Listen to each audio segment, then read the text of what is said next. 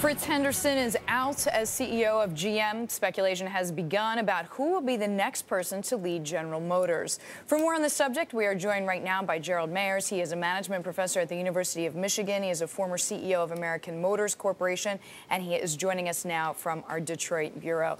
Professor, so glad to have you with us. Was it fair to give Fritz Henderson only 8 months to turn GM around?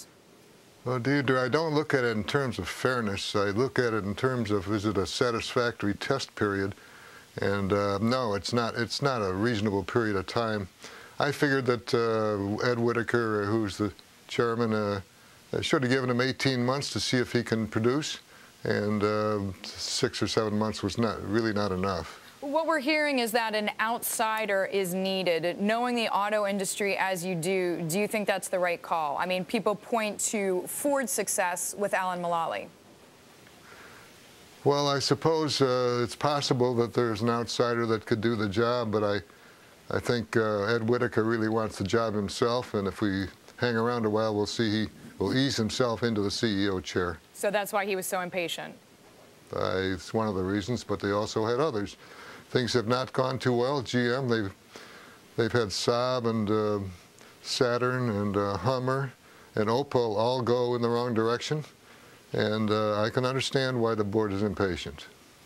Jerry, if you're right and Ed Whitacre does want to be CEO and ends up being CEO, what does that mean for GM? Alan Mulally at least came from a manufacturing company. Ed Whitacre is a telecom guy. Can you really run a company like GM with that kind of experience?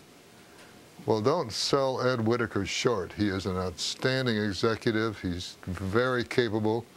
He's got one of the fastest learning curves I've ever bumped into, and I have bumped into him on some occasions. And if he's willing, I think he's going to climb that learning curve in a big, fat hurry.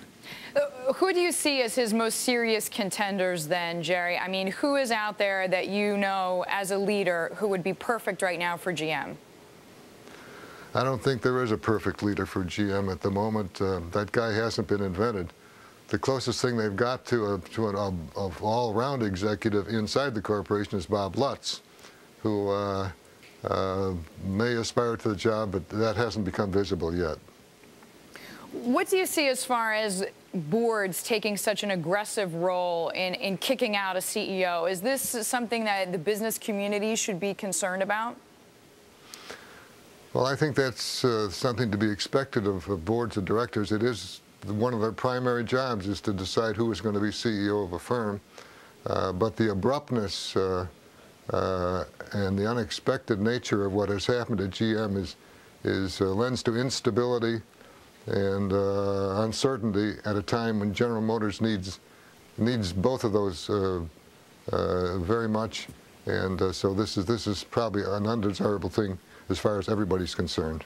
Jerry Meyers, we thank you so much for our time. Jerry Meyers joining us there from our Detroit bureau, the former CEO of American Motor Company.